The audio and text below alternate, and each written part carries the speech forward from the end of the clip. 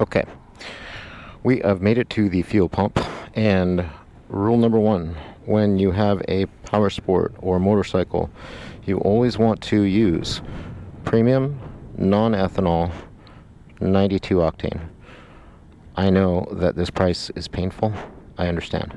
However, it is better for your bike. Your bike will thank you for it later.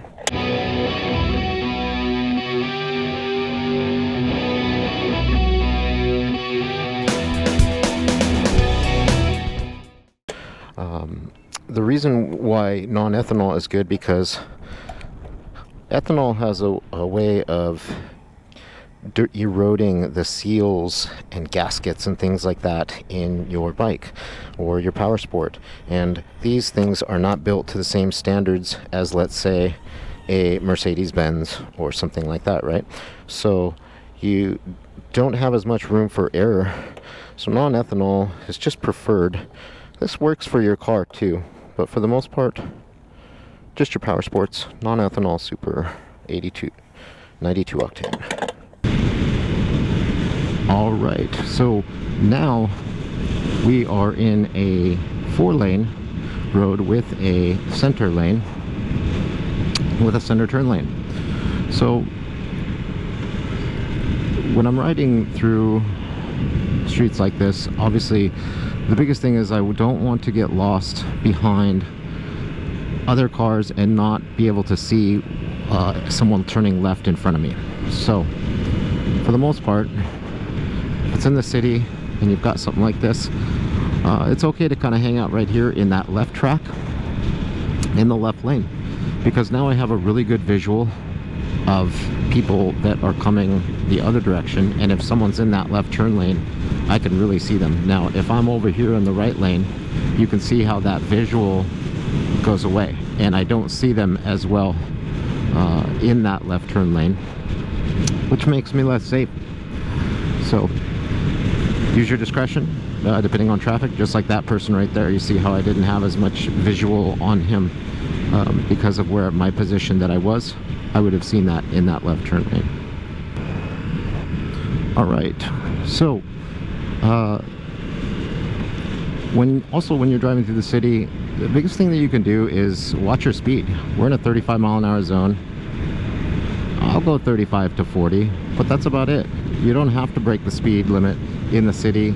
A lot of motorcyclists get into trouble because they are going much faster than other riders. Therefore, other riders don't have as much reaction time and will do things like pull in front of you.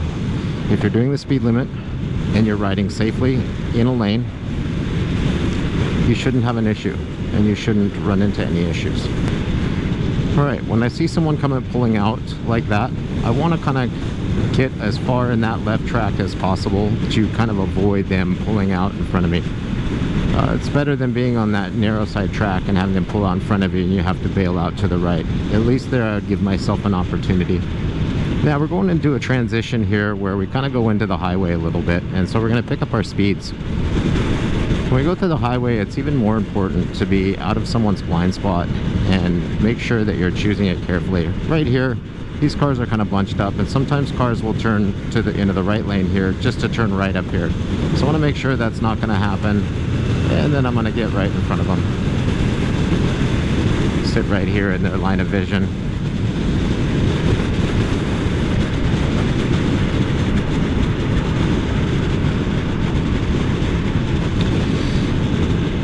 One of the biggest mistakes I see motorcyclists do is following distance. I always want to maintain a safe following distance, especially when you get towards the highway. I always, even in town, try to create at least 2 to 3 car lengths between me and the car in front. And that just gives you more time.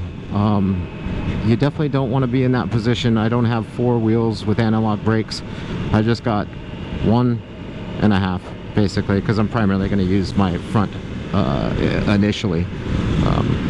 But obviously when you are braking, you want to try to use both brakes initially with the front and then backing up with the second to kind of equal and give equal pressure on the brakes.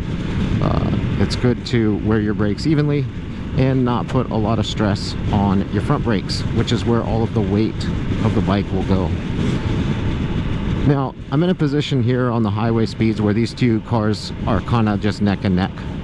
I'm gonna back up and give just a little bit more following distance until one of them makes a decision.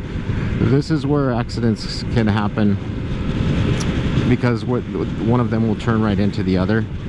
And so I can see now that the guy on the right hand side is going to be moving on, so I'm just going to avoid this guy in the left hand lane that's driving a little bit slower, and I'm going to just get out in front of him.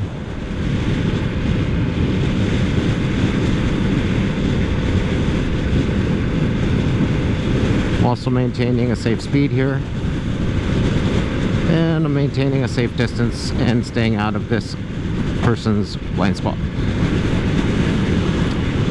So basically, guys, that's pretty much it. Just how to ride through the city, how to navigate through the city. Just a couple of tidbits. Obviously, there's plenty more knowledge out there, lots more to cover.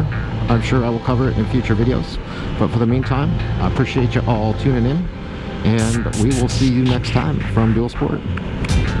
Peace.